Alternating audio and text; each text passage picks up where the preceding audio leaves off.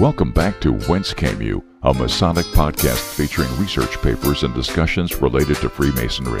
Here's your host, Brother Robert Johnson. Okay, everybody, this is episode 251. This week we have Frater O on the program, and we are going to tackle some more questions that we've received, and in no particular order other than kind of the way we've received them. So we might bounce all over the place, but please welcome Frater O back to the program. How's it going, Frater? Oh man, that's great to be back. You've had an excellent past couple shows. I've been tuning in and listening. It's always refreshing to hear papers. Papers are good. I'm a nerd, so I mean I enjoy hearing that, especially like when I'm driving somewhere. It's just nice to be able to use that chunk of time for Masonic knowledge. Well, I appreciate that. Thanks, man. I guess the first thing we can start with this week is he made a comment that was general frictions in the lodge. So, have you ever had any frictions in the lodge room, like general issues where two brothers aren't getting along, or you might not be getting along with somebody? Have you ever had that experience? Yeah, absolutely. I think in any organization you get into, regardless of political, business, religion, or family, you're always going to have bad apples. Any situations in particular that strike a chord with you'd like to discuss? Well, what can I say? Not a whole lot, right? Because I'm not going to sit here and talk about a brother behind his back or on a program to everybody. But yeah, I think there are instances in where we do have these disagreements, or we generally just don't like somebody. And that's okay. You know, we have this thing that we are supposed to be brothers, and we are all supposed to celebrate in each other's successes, and we do. You know, it's about staying brotherly and staying cordial and being genuine. And, you know, sometimes if you have to force a laugh or you have to feign some interest, then you should do it just because it keeps the peace. I don't see any value in starting or picking a fight with anybody in the lodge.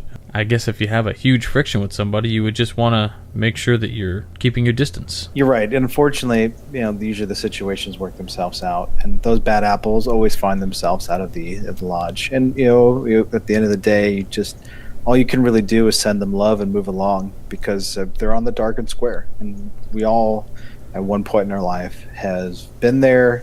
And if you haven't, you're going to find yourself there. Hopefully you find yourself back. And hopefully all brethren that are battling back and forth between the white and the dark squares, they find themselves somehow in the center. We've got a comment for past Master Jewels. I guess, I'm not sure if there's a question to it, but thoughts on past Master Jewels, I guess? I think past Master's Jewels are really neat. I think they're intricate. They're kind of cool. I think they're too expensive. When my lodge told me that I had to get a past Master's Jewel and an apron, and to just basically bring the bill, well, I said, well, how much am I supposed to spend on these things? And the answer I got was, well, you know, usually they're like $300 or $8,000, so whatever. And I was like, whatever? That's a little financially irresponsible. So I actually went to the Master Craftsman, I think it is, and I had my jewel done through them, and it was $60. Made of zinc. I was so cool, I bought two of them. I bought a zinc and a gold one just in case I didn't know which I would like better. I like the zinc bronzed version better. It just looks cooler and like older. I like antiques, so that kind of suited me just fine. It was an interesting design. I didn't go with just the old square and compasses with the, the word escapes me. The curved ruler on the bottom. I'm horrible. Don't write me hate mail because of this. And then, of course, the other thing that I was actually going to go for was the Pennsylvania style, which was the 47th problem of Euclid, which I love that jewel. It comes in silver usually, and it's just brilliant and awesome, and it's amazing. But I also don't like being so flashy, so I think that's probably why I went with the bronzed, like, antiqued version, because it wasn't so flashy. How about you? Thoughts on past Master Jewels? Are they cool? Are they not cool? You got a preference? Yeah, jewels I could care less about. They're just little shiny pieces of metal that people like to dangle, and or have a lot of them, or like on their chest, and that's cool. Don't get me wrong. I understand if you served your time in the East and you've worked really hard at a certain lodge position, if you're in an independent body, that's great. But if you go back to the first degree, I mean, there's a reason why you're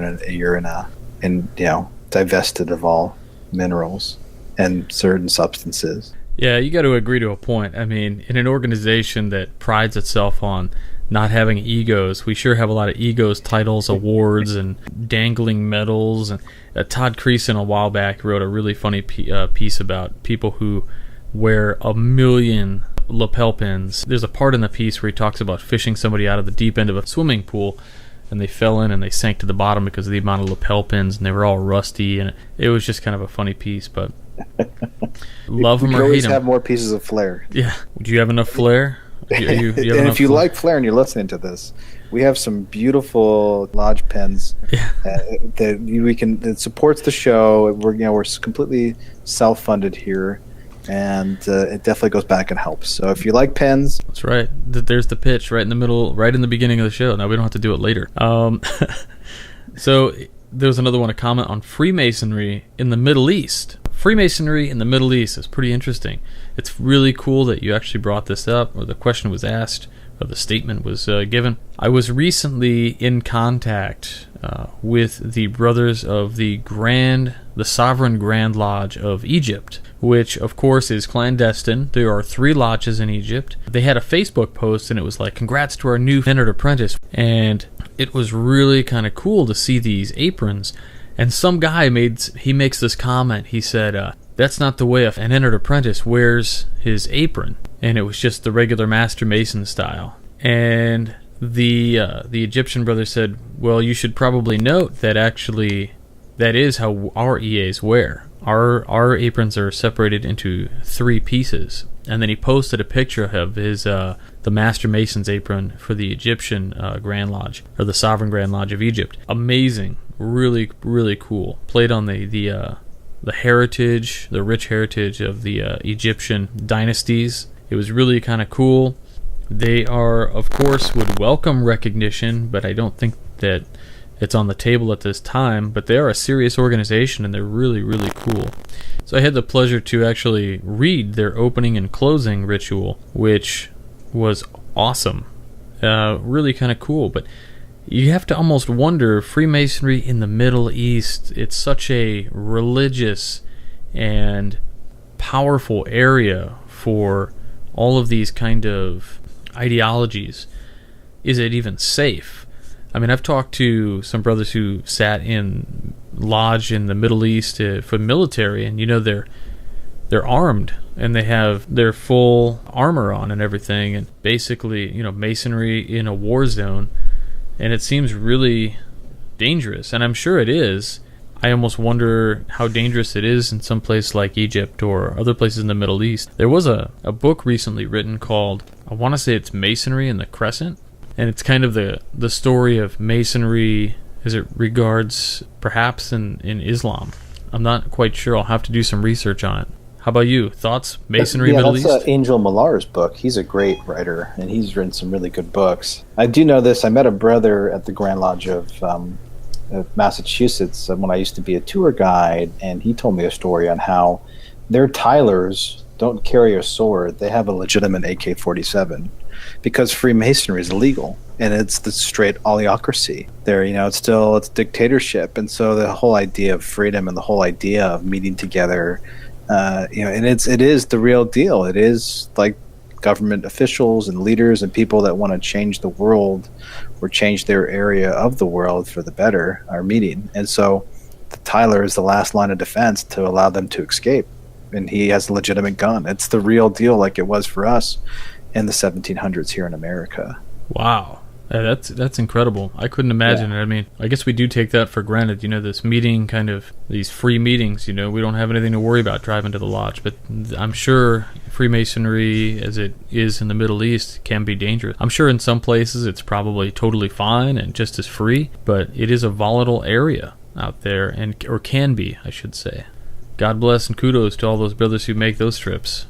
Absolutely, and those Tylers too. I mean, they're really laying down their life. They're taking that oath very seriously. Expulsion or suspension from Freemasonry. Well, so if you're suspended from Freemasonry, that means you are still on the books and you are indefinitely, or sometimes they give you a timeline when you can come back, but you are under punishment. So A lot of times people think that when you're suspended or you're expelled from the fraternity, you just can't come to the meetings. You can still come down to the lodge and eat with your brothers and stuff. But from what I've heard, that is not the case. Most of the time you are literally just banned from any kind of involvement until the suspension has been lifted or you've appealed the Grand Lodge expulsion. I've seen some expulsions happen. I see them happen every year at Grand Lodge. Those things always come up for a vote because if somebody, well, I should say they come up for a vote when somebody wants to come back in who has been expelled or suspended. And in those cases, the Grand Lodge has a vote on whether or not to allow the person in or back. Have you experienced or had any experience with suspensions or expulsions? Yeah, I've seen it firsthand in lodges as well as Grand Lodge. And being in Massachusetts, we have a very, very tricky social media policy that was issued maybe 3-4 years ago. Don't hold me to the date. So I've seen that happen, like just people get really vocal online and just say the wrong thing and then raise a flag, and they come in, usually the right worshipfuls say like, hey, you can't do this, and then they do it again, and then they're next on the chopping block. Wow. Especially for social media. And yeah, we always see the typical suspensions of people that aren't them. Unfortunately, there are those bad apples, and they do come to the surface. So over time, everything always comes out in the wash. Yeah, that's true. We've had situations over the years, and you would not typically think that these things are happening, the reasons that people get expelled, but it happens. I think the most recent in the news was Arkansas. Chris Hodap was writing about the Grand Master there who was expelling brothers, possibly in the Grand Line. I don't remember. I didn't read all the article. I had just seen people posting and talking about it. So if you want to know more about that, you should check out Chris Hodap's blog, Freemasonry for Dummies. He posts some great stuff all the time. So the next question was open houses, which is a good one. Do you guys do that out in Illinois? Open houses, it's an option. We could always do something. It's not something that we do all the time or have my lodge has ever done. We have an open installation every year, which is kind of like an open house, and we feed the public and the brothers and our families. Anybody who comes gets fed, until the food runs out. So, it's kind of an open house, but it's not particularly something that we advertise in a newspaper or a billboard or having an open house, come by and see what all the not secrets are. We don't really have any of that. How about you guys? Yeah, we kind of in Massachusetts really kicked it off. Before, when I was a Mason in California, it was like be one to ask one. We didn't solicitate whatsoever. And then when I came over to Massachusetts, it's like we have radio advertisements, television advertisements, and open houses, which really shocked me because it just like loses that luster and loses that secrecy aspect. And so yeah, we have them. They happen every year. It's in April. Don't hold me to it. I think it's in April, and it's all the lodges across the state are open for anyone that wants to stop in. There's a big advertising campaign that goes behind it, and our lodge, sometimes we'll get one person, sometimes we'll get 7 or 8. Every year the new people that will show up. Even the Grand Lodge is open, and all the lodges inside the Grand Lodge that meet there, you can visit as well. So it's a big day across the state, and we have like 280 something, maybe 70 something now lodges that are open that day. So it's a big push. But personally speaking, I'm not a fan of it. I think it's interesting. I guess I'm a fan in the sense that I think that's probably good marketing. But we would think that by doing that, maybe we would get the people that we want in there because they see what it's about, and we'll get quality people. But I think the other side of the coin is that we are giving away the secrets, or we're giving away the mystery. And the problem with giving away the mystery is that the allure isn't there, maybe, and you won't join. But the problem with not giving away the mystery is pretending something we're not, and then when he joins, maybe that particular lodge is just minutes every second Tuesday. So where is the allure and the mysticism there? In that case, the guy's going to join. It was mysterious, he joined, and it's blah, blah, blah, minutes. But then we get the people who might come to an open house, and they might see how it rolls, and they might not join because now you've destroyed the mystery, but they would have been great. So, it's this double-edged sword. I don't know if it's appropriate or not to do them. And I think when all else fails, it's probably just a thing that we would want to revert back to, say, the way it used to be. Really high dollar dues, and if you want to be a member, then you pay up. And make sure you ask somebody, because nobody's going to ask you. Absolutely. I mean, the whole idea, the law of diminishing returns steps in. And if you keep something like a premium product or a premium aspect and behind closed doors, or just more the secrecy, there's more buzz, there's more talk about it versus it being out in the open and the secret's just being blunt and like here's everything. It just loses its luster. There's no value. I mean, there's value, but it slowly depreciates. And ultimately, I would love to see the craft go back to it's be one to ask one, simple. Just raising that bar up, knowing that that person can't be some name that just came from Grand Lodge that no one knows. Right. For us, and then no one knows that they can actually sit down and talk to the guy for 45 minutes, actually figure out his character and everything in that sort of time. I mean, so there definitely needs to be some sort of, in the future, hopefully, more precautions or steps taken to allow a better filtration.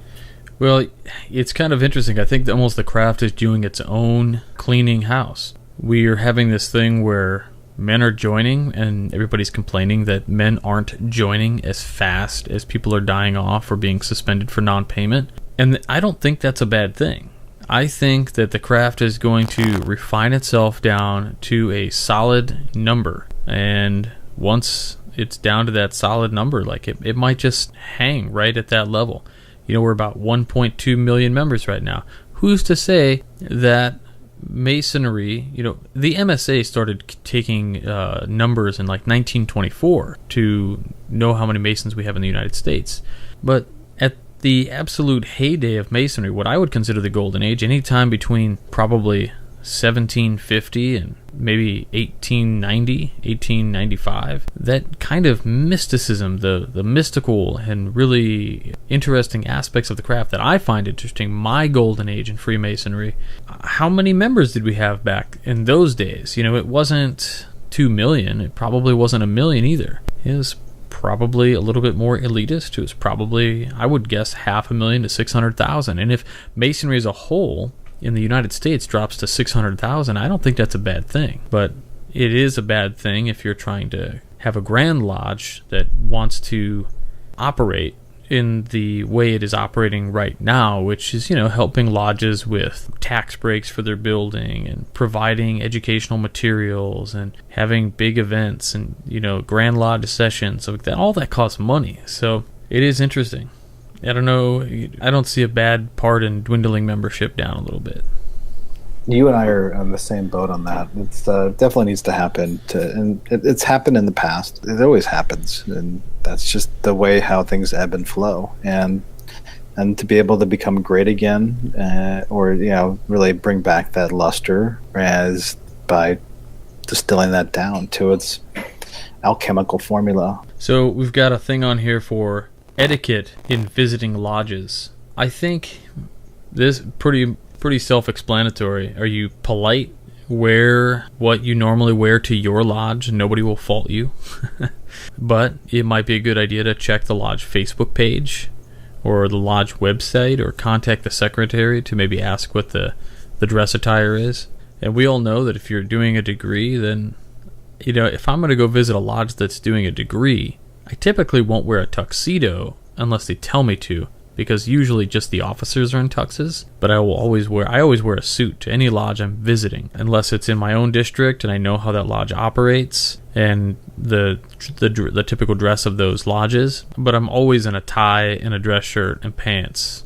And most of the time I'll have a vest on or something, because it's too hot in the summer for me to wear a coat. And I get a great example, though, is when Frater and I were in Washington, D.C., and we attended a first degree at the George Washington Masonic Memorial at Alexandria Washington Lodge, I should say. That lodge is black pants, white tuxedo top with tails, and I have heard they are very strict with dress codes. Even the traditional observance lodges, it's tuxedos only. I've been told they have actually let people go if they don't have tuxedos, because it's like a very formal occasion to be there.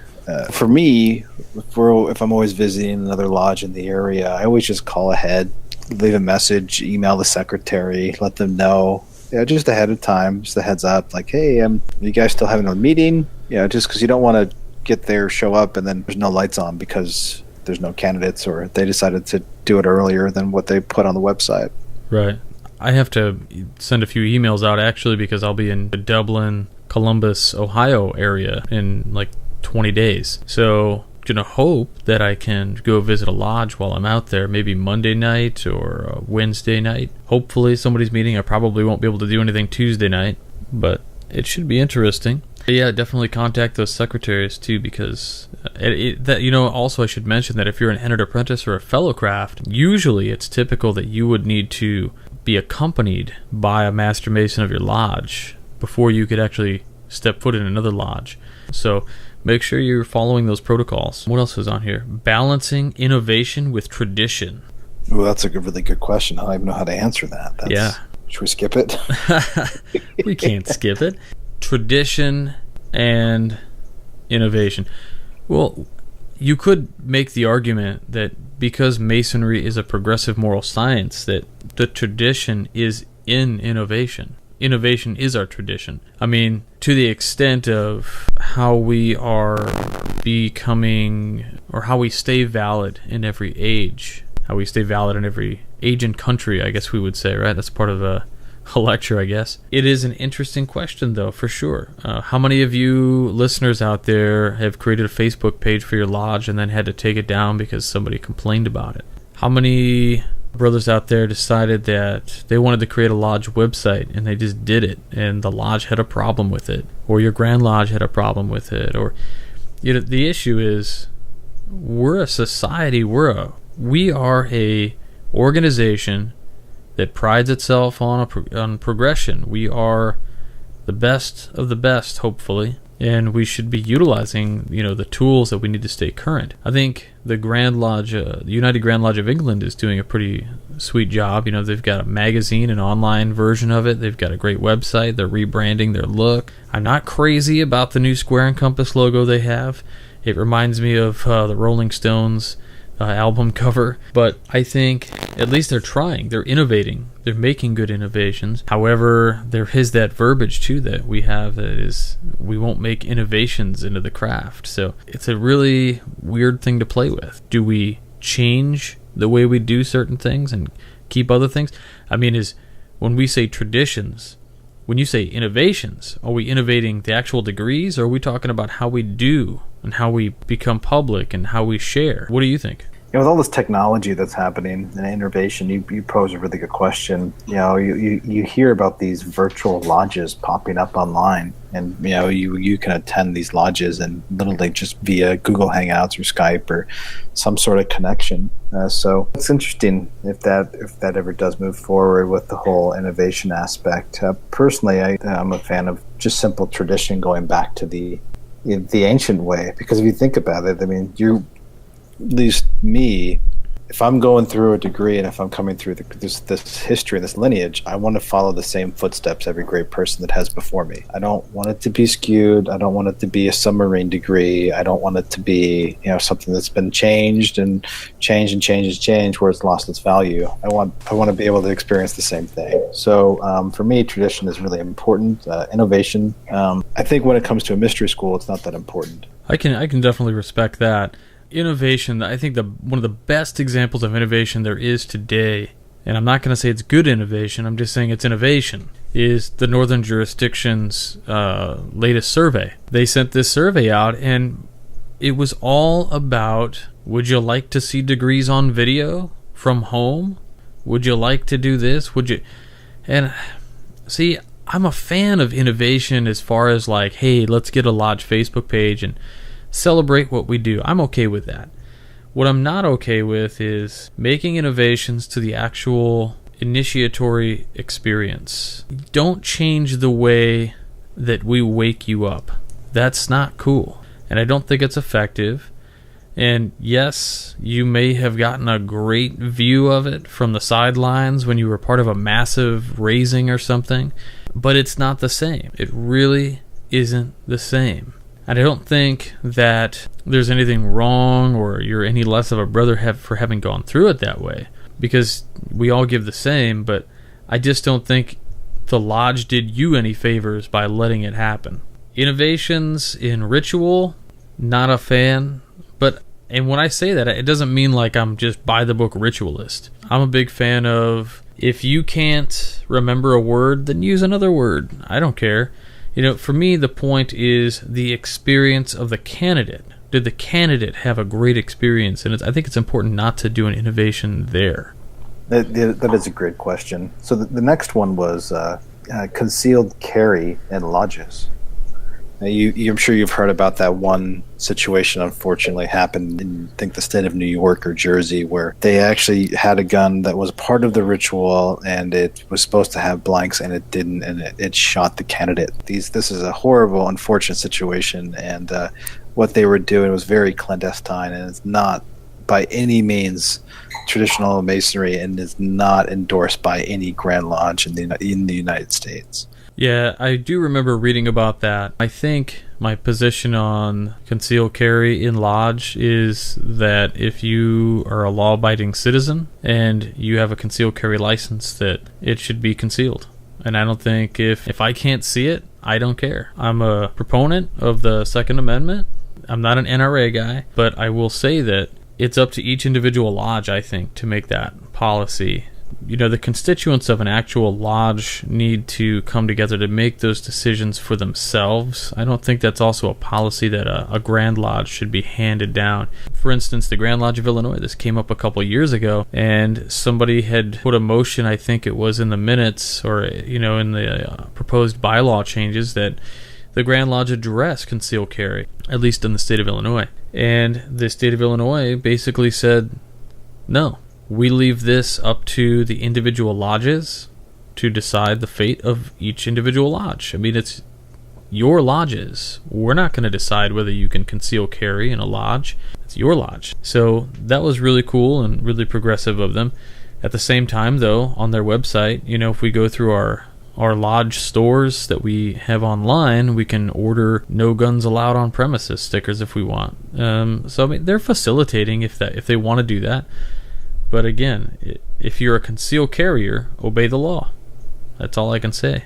It's interesting. I had the pleasure of visiting a lodge in Texas. It was like 3 years ago in Houston, and they, it's everyone pretty much carries in that state. The actual legitimate Tyler confiscates all the guns. So they're actually the guns are allowed into the building. But when the lodge is going on, they have to check it with the Tyler. I guess would kind of harken back to ritual, right? When we say nothing offensive or defensive into the lodge. So, I mean, I guess in that aspect of it, it may be legit. They're taking that to a literal stance. But however your lodge does it, I mean, that's the way it is. Follow the rules of your lodge and follow the law. Music and Freemasonry. Okay.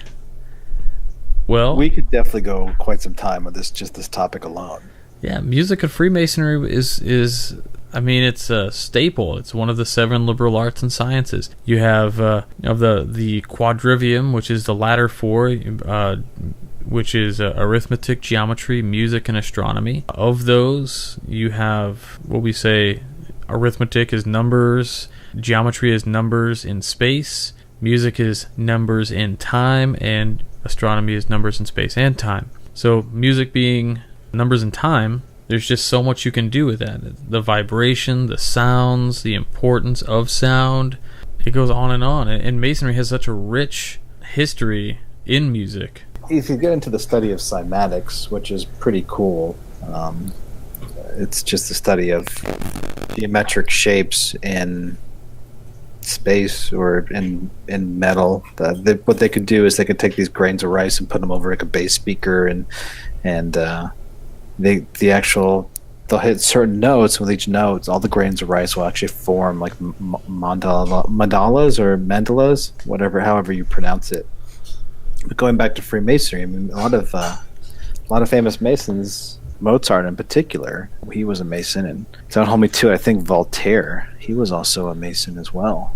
It seems like a lot of these famous composers have found some unique secrets inside of geometry and incorporated into their music. Well, geometry is all over music. I mean, some of the greatest music halls are actually incorporated within their building are structures that are made to amplify sound. So, of course, these are the symphony halls and these ancient temples and castles even that have this built in. It's absolutely fascinating.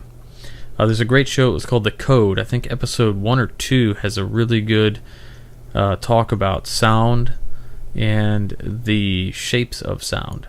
So I would definitely check that out if you guys have like Netflix or Hulu or something. Maybe we can throw up the show link for that episode. Mozart did a play. Oh, I forget the name of the play off the top of my head. He did a play that's like all of like the secrets of Freemasonry are kind of hidden. Is it the Magic Flute? The Magic Flute, thank you. The Magic Flute. If you haven't watched it, you can check it out for free on YouTube. Granted, it's in German, but there's usually some subtitles that are in translation, which is awesome, versus seeing it live and having no clue. But you'll see a lot of unique things and props that are used on the stage and symbols and characters you might recognize. Very cool. Yeah, we'll have to definitely link that. Next on here was social media and Freemasonry, and I think we kind of covered that a little bit when we talked about innovations in Freemasonry. Choosing a lodge that's right for a person.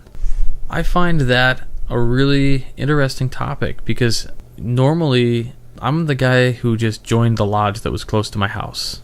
But since I joined, I tell people to try out 2 or 3 lodges before they settle on one. Thoughts?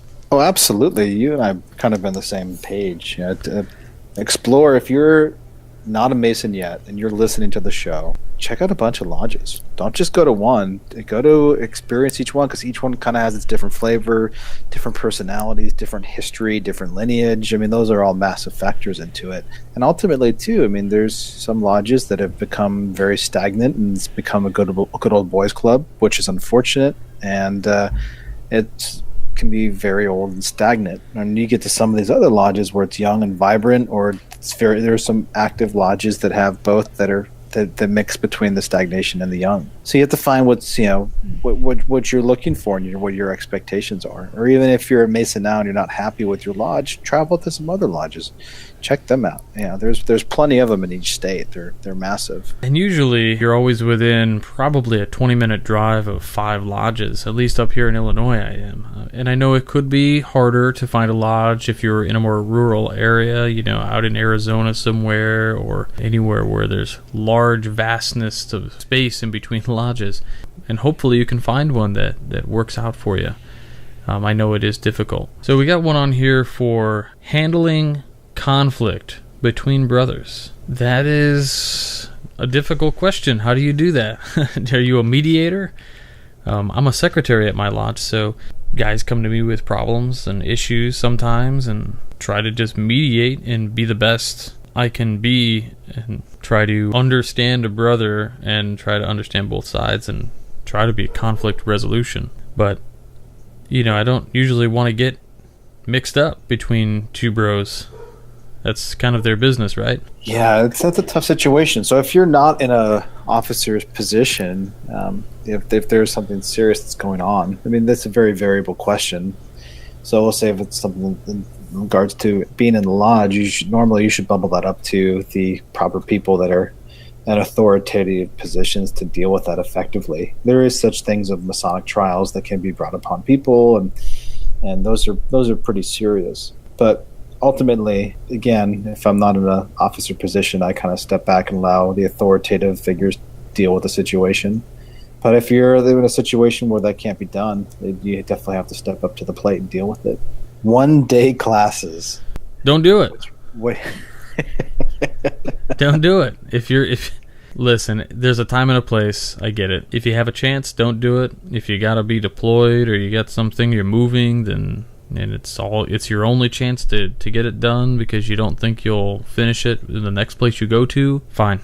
But I don't think you're doing yourself any favors, and I don't think any lodge is doing their members any favors by signing anybody up for 1-day classes. Just my 2 cents.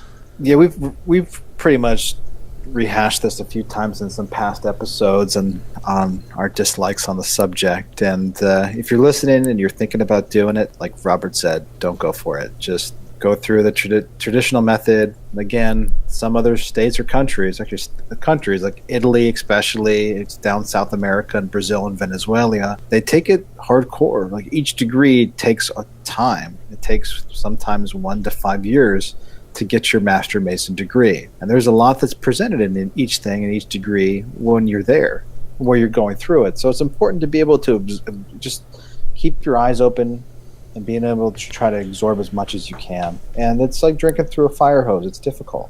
And you're presented with a lot of unique things. So going back and digressing back to a one-day class, you're not going to be able to really absorb that and take all that in that environment. I definitely agree with you. And in fact, I'm going to read something. So one of the things that we've really touched on in this episode just a little bit was, well, a lot bit actually, was, this one-day class and the idea of innovations in masonry, because a one-day class is an innovation in masonry. And what happens in these one-day classes is an abbreviated, shortened form of everything, and things are just cut out. It's like they trim all the fat, right? And that's exactly what they're doing. But what does fat do to a steak? It gives it flavor.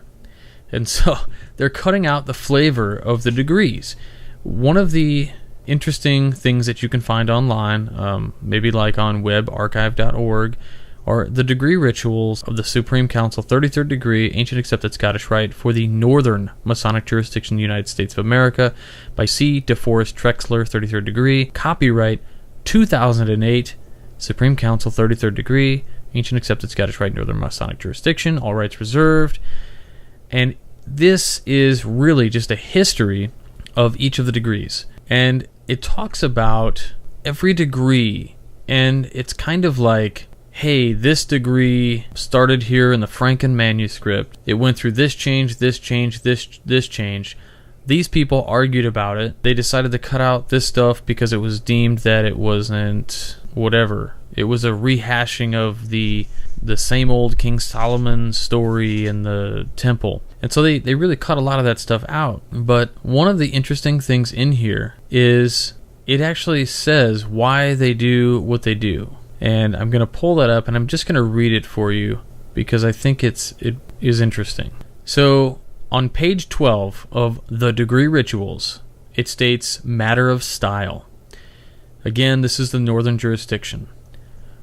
Quote, the situation is complicated by the fact that authors of the degree rituals in many cases intentionally use styles of speech such as King James English that were archaic even in their day. Perhaps the intention was to imbue the language of ritual with a more elevated and poetic tone than was present in ordinary verbal discourse. The result, unfortunately, has been that over time ritualistic dialogue has become increasingly less impressive and intelligible to the contemporary audiences. Now, I've got a real problem with that last statement. I think it's part of the best part about what we do is the impressive language and intelligible. It is intelligible and contemporary. I think it's totally valid.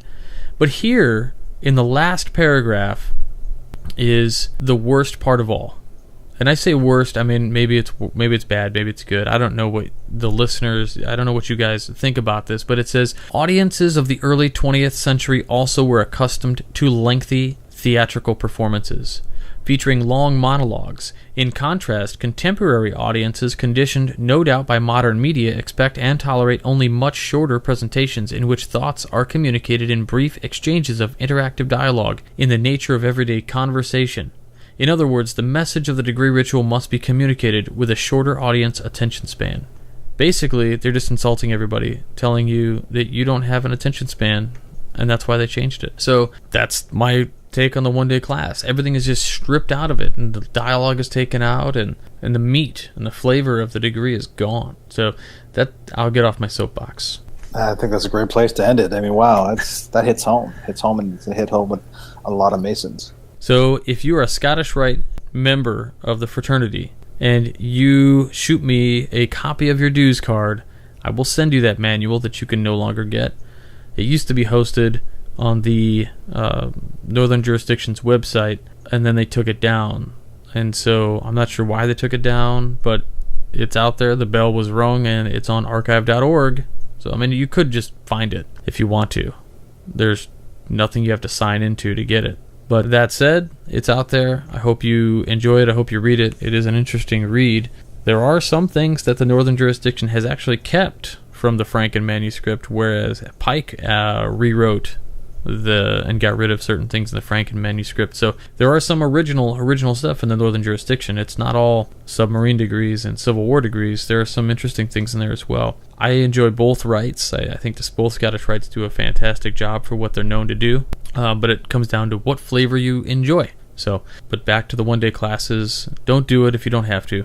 So with that, I think Frater O and I are going to call it for this week. We've got a bunch more questions we'll probably answer the next time we hop on. I hope everybody out there has a fantastic 4th of July. It's going to be a good one. I think the weather is supposed to be good for everybody. Anybody who's got bad weather, I hope everything's okay. I hope you keep power. I know Frater O's got a lightning storm going on right now while we're recording, so we will be conscious of his time as well. So, Frater, I can't thank you enough for being on the program this week. Thanks again for having me back. It's always an honor and pleasure to be on. Well, like I said, you're an amazing part of the show. If you have questions for Frater O, then you can email him. We'll have the email link right there in the show notes. It's fraterolux@gmail.com, or you can email him at fratero@wcypodcast.com. And with that, we'll talk to you guys all later. Alright, so we had a great conversation with Frater O. I hope you guys really enjoyed it. If you want to support this show, please head on over to wcypodcast.com and check out the lapel pins we have for sale. They're $10 and we'll ship those out. We're shipping them pretty much every day of the week. And the pin is what funds the show currently. It's our initiative to fund the show, I should say that. And it is listener-supported education. So we do appreciate all of the contributors. I hope you guys all have a fantastic 4th of July weekend and everybody stays safe, and I hope you have fun shooting off fireworks, and again, stay safe. We don't want any limbs blown off. Look forward to reading tomorrow's piece on the Midnight Freemasons by Todd E. Creason. He's got a great piece for the 4th of July. If this is Monday for you when you're listening to this, then head on over to the Midnight Freemasons. Again, Mondays, Wednesdays, and Fridays. We've got amazing content. We have a new post going every single Monday, Wednesdays, and Fridays. So like I said, it's never a dull moment, never a repeat. We have some updates, and sometimes we are pulling pieces from way back that didn't get much attention because the blog wasn't everywhere that it is today. If you like Masonic podcasts, make sure you check out the Masonic Roundtable. We go live every Tuesday night at 9 Central.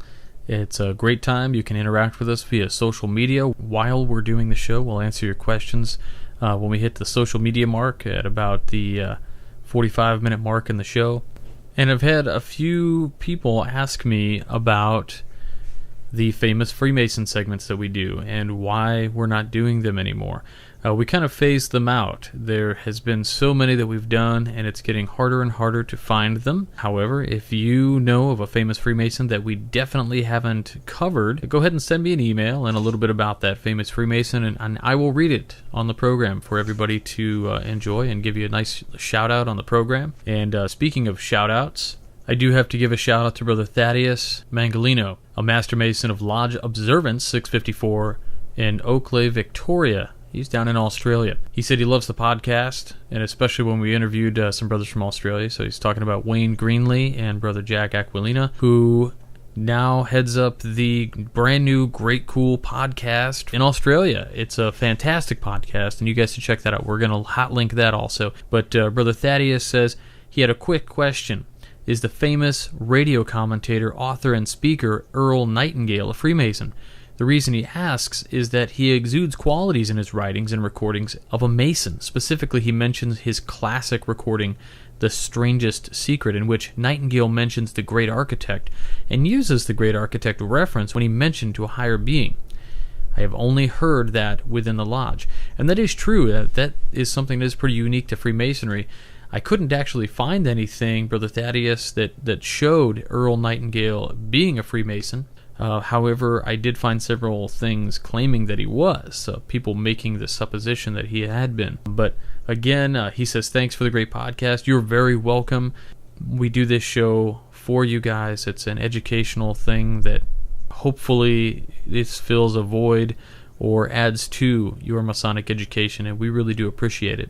Thanks for telling people about the program. I really do appreciate that, Brother Thaddeus. And he says it would be awesome if he can get a shout out on a future podcast. And of course, Brother Thaddeus, a big shout out to you for writing the show and giving us a really cool question to talk about and for me to research. So thanks again. Really appreciate all that you're doing for Freemasonry and that all Masons are doing for the craft right now. We're at a time right now where everybody is giving 110%, and we all want to see this thing succeed, and we want to make it stronger than it's ever been. So thank you so much, everybody. Again, happy 4th. Maybe I'll see some of you in Ohio in about 20 days. We'll see what lodge I can find that will be open, if I'm that lucky to find one.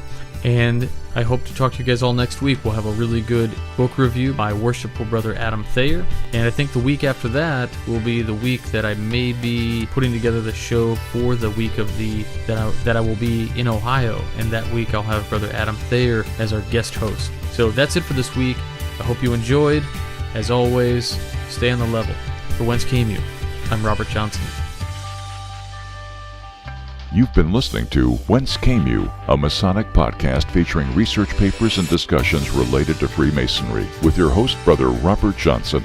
Be sure to join us for our next edition.